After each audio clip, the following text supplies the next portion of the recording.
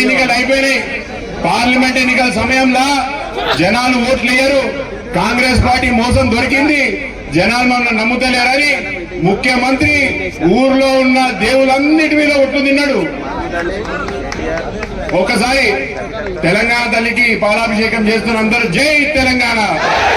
అధికారం ఉన్నా లేకపోయినా తెలంగాణ పక్షాన, తెలంగాణ రైతుల పక్షాన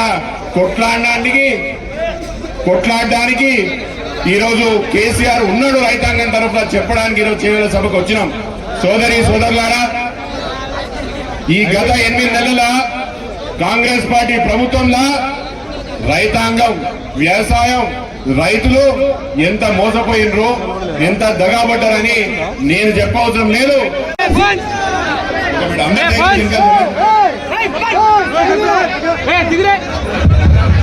అందరికీ నమస్కారం. ఎక్కడ చైర్లో కూర్చుంటాం. ఒక 1.5 hour కేటీఆర్ గారు ఇక్కడే కూర్చొని ఉంటారు. వారి మాటలు విన్నాం.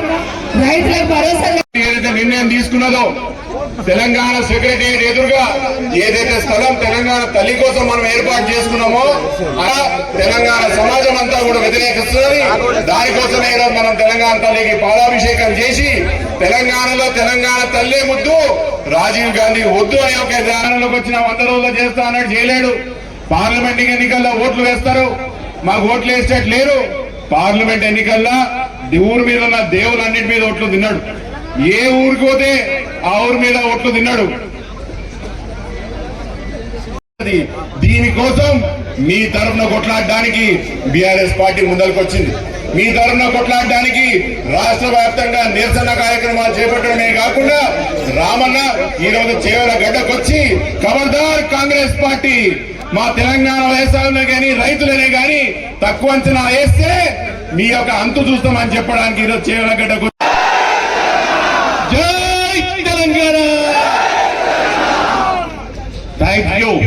వచ్చినటువంటి ఉద్యమకారులందరికీ మరొక్కసారి తల వంచి అభినందన తెలియజేసుకుంటా ఉన్నాను. మిత్రులారా, ఈరోజు ఈ కార్యక్రమానికి వచ్చినటువంటి పెద్దలు,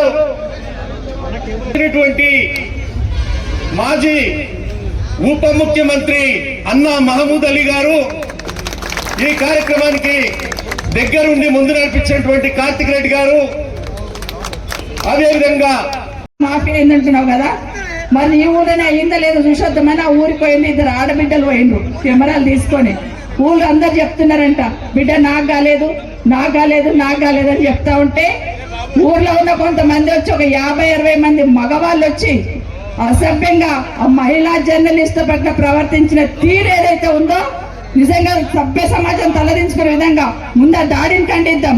రేవంత్ రెడ్డి గారు, నీ ఇంటి ముందు నువ్వు పుట్టిన నీ ఇంటి ముందు 2 లేడీ జర్నలిస్టుల మీద దాడి జరుగుతా ఉంటే కావాలని ఈరోజు వాళ్ళను ఎంత అసభ్యంగా తిట్టుకుంటూ మీరు ఎందుకు వచ్చింది కానీ వెనుకనేమో వాళ్ళు మాట్లాడుతున్న 1,80,000 మంది అప్పులు తీసుకున్నారు. కానీ వాళ్ళు మాఫీ చేసింది ఎంత తెలుసా? 75,000 మందికి. ఒక్క 75,000 మందికి మాఫీ అయ్యిందంటున్నారు. ఇంకా 3వ విడత కూడా పడలేదు కానీ చూపిస్తున్నారు. ఓకే, బ్యాంకులో పోతే అది కూడా చూపిస్తలేరు, పడింది అంటున్నారు. అప్లికేషన్లు ఇవ్వండి అంటున్నారు. రైతు ఎక్కడ పోవాలని అర్థం కాదు. అగ్రికల్చర్ ఆఫీసర్ల దగ్గర పొమ్మంటున్నారు, బ్యాంకుల దగ్గర పొమ్మంటున్నారు. ఇంతకుముందు ఎప్పుడన్నా కేసీఆర్ 2 సార్లు రుణమాఫీ చేసిండు కదా, ఒక్క దగ్గర అప్లికేషన్ పెట్టుకున్నామా? ఒక్కరి దగ్గరికైనా పోయినామా? ఒక్కరికైనా దండం పెట్టినామా? బ్యాంకులో లేసి రుణమాఫీ చేసిన కేసీఆర్ గారు ఎక్కడ? తను ఈరోజు చేయనికి చేతగాక అప్లికేషన్లు పెట్టండి, ఆఫీసుల చుట్టూ తిరుగుండి అని మాట్లాడుతున్న రేవంత్ రెడ్డి ఎక్కడ చూడండి, ఒక్కసారి ఆలోచించండి. ఈరోజు మా జర్నలిస్ట్ సోదరులు ఇక్కడే ఉన్నారు. ఈరోజు రేవంత్ రెడ్డి గారి ఊరికి ఒక ఇద్దరు లేడీ, అట్లాగే మన ఎక్స్ హోమ్ మినిస్టర్ గారు మహమ్మద్ భాయ్ గారు వచ్చిన్నారు, వారికి కూడా మనస్ఫూర్తిగా స్వాగతం చెప్తా ఉన్నాను. స్వామి గౌడ్ గారు వాళ్ళ ఇంట్లో పెళ్లి ఉన్నా కూడా గుణపాఠం చెప్పే విధంగా రాష్ట్రంలో ఉన్న ప్రతి రైతన్న కూడా గొంతెత్తి మాట్లాడాల్సిన సమయం సందర్భం వచ్చిన్నది. రుణమాఫీ చేసిన మాట్లాడుతున్నారు కదా, అవన్నీ కేటీఆర్ గారు చెప్తారు. ఒకరు మన కోసం అడుగుతున్నారు కదంటే ఇష్టం వచ్చినట్టు దాడి చేస్తున్నారు. నిజంగానే అందరికి రుణమాఫీ చేసి ఉంటే రేవంత్ రెడ్డికి భయం ఎందుకు అని అడుగుతున్నా. ఎవరు పోతే భయం ఎందుకు, ఎవరు అడిగితే భయం ఎందుకు. కానీ ఈరోజు రైతు రుణమాఫీ కాలేదు. ఇదే కాదు, ఒకటి అర్థమవుతుంది ఏంటంటే ఎవరన్నా గట్టిగా అడిగితే, ఎవరన్నా గట్టిగా మాట్లాడితే వాళ్ళని వ్యక్తిగతంగా తిట్టడం, వ్యక్తిగతంగా మాట్లాడడం, నోరిప్పితే కేసీఆర్ గారి మాట లేకుండా రానే రాదు. నాకు కేసీఆర్ గారిని తిట్టకుండా పోతే రాదు. కేసీఆర్ గారి తండ్రి లాంటోడు, ఆయనను పట్టుకొని ఎన్ని మాటలు మాట్లాడుతున్నాడు 8 నెలల్లో మనం చూస్తున్నాం. ఏమడుగుతున్నారు కేసీఆర్ గారు? బాగా పాలన చేయి, ప్రజలకు మంచి పాలన అందించు, నాకన్నా బాగా చేస్తాను కదా, నువ్వు కూడా చేయన్నారు. దానికి నోటికి వచ్చినట్టు మాట్లాడుతున్న మాటలు మీరందరు వింటూ ఉన్నారు. ఈరోజు తెలంగాణ తల్లి విగ్రహాన్ని సెక్రటరియట్లో పెట్టమని కేసీఆర్ గారు మన పార్టీ తరఫున అడిగితే రేవంత్ రెడ్డి ఏం మాట్లాడుతున్నాడు విన్నారు కదా. మాట్లాడిన మాటలేనవి, మాట్లాడొచ్చా ఉన్నాను. ఎందుకంటే కేసీఆర్ గారు నిశానా చెడిపేస్తాడు కదా, కేసీఆర్ని తిట్టుకుంటా పోతే ఆ నిశానా చెడిపోతుంది అనుకుంటున్నట్టున్నాడు. సూర్యచంద్రులు ఉన్నంత కాలం, తెలంగాణ అనే వర్డ్ ఉన్నంత కాలం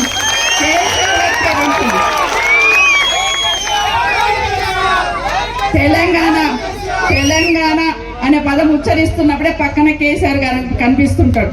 ఈరోజు అంతేందుకు మన ఊళ్ళల్లో మిషన్ భగీరథ నీళ్ళు తాగుతున్నాం కదా, హైదరాబాద్ లో ఏ నీళ్ళు తాగుతున్నామో గిడ చెవేళ్ళలో కూడా ప్రతి ఊళ్ళో నీళ్ళు తాగుతున్నాం. ఆ నీళ్ళల్లో ఎవరు కనిపిస్తారు? 100% కేసీఆర్ కనిపిస్తాడు. ఊళ్ళల్లో మనం పోతున్నాం, ఊర్లో ఎంటర్ కాగానే చెట్లు పెట్టించండి కేసీఆర్ గారు. ఎవరైనా అడిగినామా? ఇక్కడ పక్కన అక్కడ పక్కన రోడ్డు చల్లగా పెట్టినాడు. ఎవరు కనిపిస్తారా? చెట్టు నీళ్ళలో. ఈరోజు రైతన్నకి, ఈరోజు రైతుకి ఎవరు గుర్తుకొస్తున్నారు తెలుసా? కేసీఆర్. ఎందుకంటే అక్కడ చినుకులు పడుతుండగానే వీళ్ళ అకౌంట్లలో డబ్బులు పడుతుండే. ఎక్కడైనా మీ ఇంట్లో ఏం చెప్తుండే మీరు?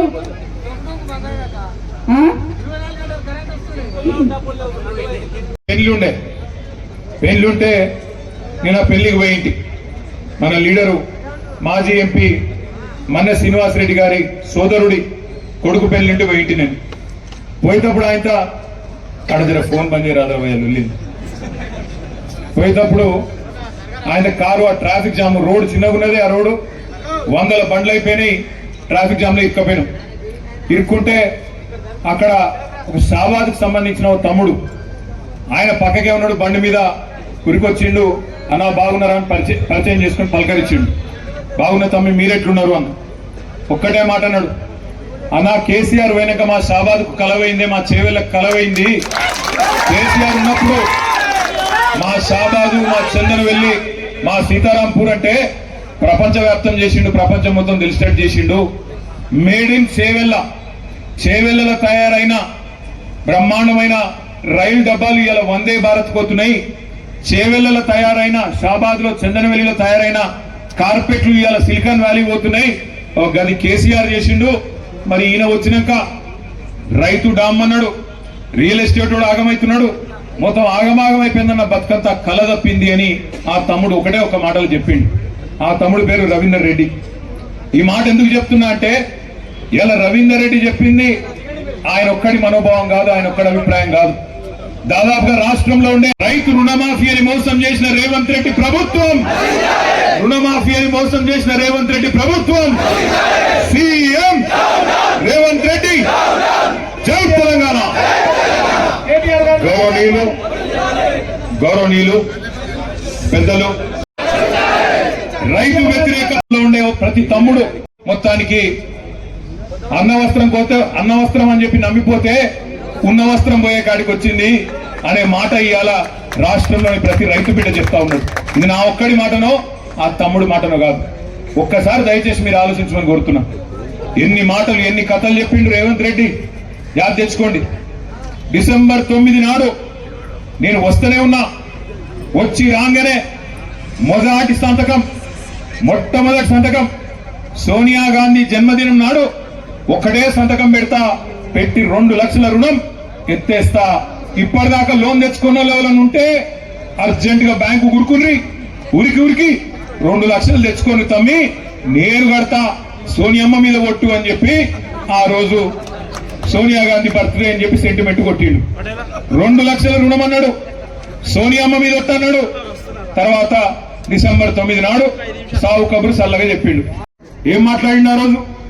ఏం మాట్లాడిండంటే, ఇగో నేను 1 సంవత్సరం గట్టిగా కడుపు కట్టుకుంటే అవినీతి చేయకపోతే 40,000 కోట్లు ఉత్తగానే కట్టి పారేస్తా, అల్క కడతా అన్నాడు.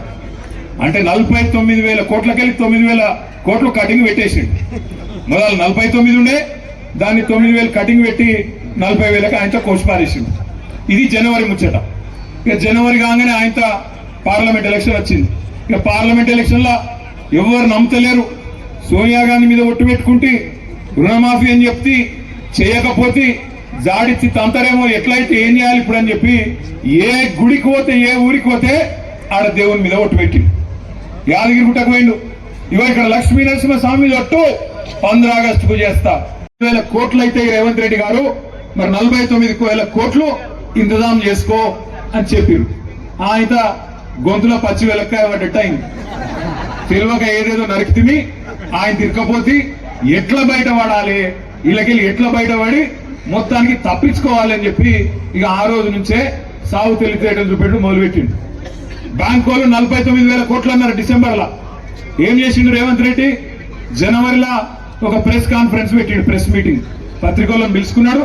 ఇక వాళ్ళ ముంగట పద్మనాభ స్వామి మీద ఒట్టు 15 ఆగస్టుకు చేస్తా, వేములవాడ వేయండు రాజన్న మీద ఒట్టు 15 ఆగస్టుకు చేస్తా, భద్రాచలం పోయిండు సీతారామస్వామి మీద ఒట్టు 15 ఆగస్టుకు చేస్తా, ఆఖరికి మహబూబ్నగర్ పోయి కురుమిర్తి మీద ఒట్టు 15 ఆగస్టుకు చేస్తా అని చెప్పిండు. దేవుళ్ళ కొంపవుచ్చుకున్నాడానికి ఇప్పుడు అటు పోయి 15 ఆగస్టు పోయింది, రుణమాఫీ కాలే. దేవుళ్ళందరూ యాడ దొరుకుతారా రేవంత్ రెడ్డి అని వాళ్ళు కూడా తెచ్చుతాను. ఏడున్నాడు గింత ద్రోహం. అంటే మనుషులను మోసం చేసుడు కాదు, దేవుళ్ళని కూడా మోసం చేసిండు, దైవ ద్రోహం చేసిండు దుర్మార్గుడు. ఇంత కథ ఎట్లుంటదంటే, మొదలు 49,000 కోట్లు డిసెంబర్లో, జనవరికి వచ్చే వరకు 9,000 ఎగిరిపోయింది. 40 రిటైరేట్కి వచ్చినా ఇక్కడ లంకె బిందెలు ఉంటాయనుకున్నా, లంకె బిందెలు లేవు, ఖాళీ కుండలే ఉన్నాయి అని మాట్లాడిండు. నాకు తెలియక అడుగుతా, మీరు చేవెళ్ళలో బాగా హుషారు ముందే మీరు చెప్పాలి నాకు. లంకె బిందెల కోసం ఎవడు తిరుగుతాడే? ఎవరు అర్ధరాత్రి గడ్డపారలు పట్టుకొని తటపారలు కప్పుకొని నెత్తి మీద తువాలు చుట్టుకొని ఎవడు తెలియని దొంగ రాత్రి ఎవడు తిరుగుతాడో లంక బిందెల కోసం?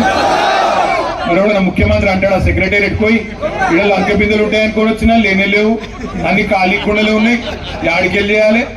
సరే కొత్తగా వచ్చిండు కదా, ఏదో మాట్లాడుతుండు కదా, నిజంగానే కొంత టైం ఇస్తే చేస్తాడేమో అని మనోళ్ళు కూడా ఏమన్నారంటే, కేసీఆర్ సారు ఇంకా మా సబితక్క కొత్తగా వచ్చిండు కదా, తొందరపడద్దు, మనం కూడా ఏదో అనుకొని వచ్చిండు, ఆయన ఆడ ఏం లేదంటుండు కదా, కొద్దిగా టైం ఇద్దాం, ఒక 6 నెలలు చూద్దాం అని.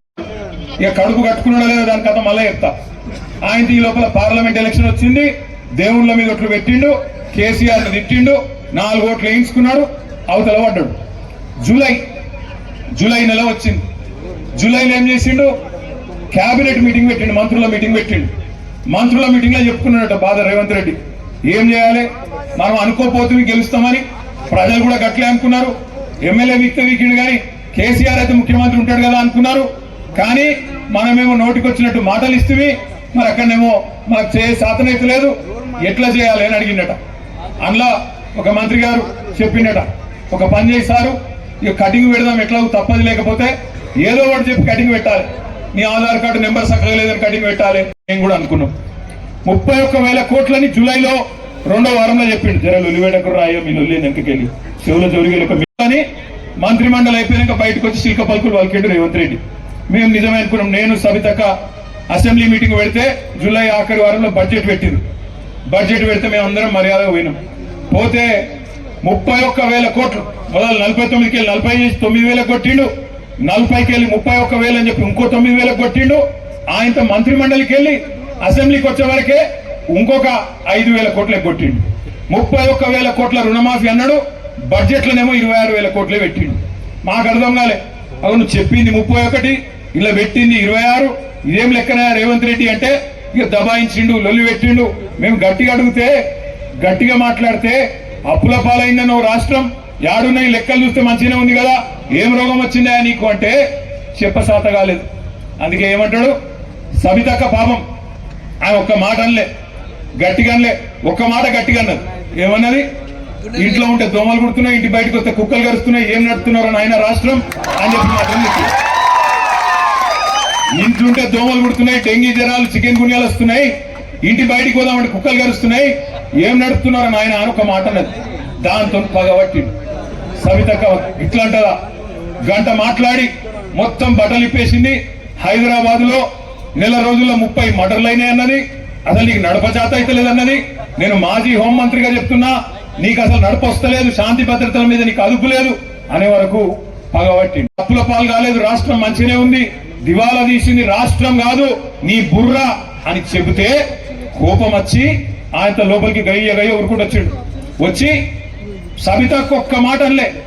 సబితక్క సునీతక్క నా వెనకనే ఉండే, వెనకకు కోవలక్ష్మక్క ఉండే, ముగ్గురు నీకు చూపెట్టుకుంటా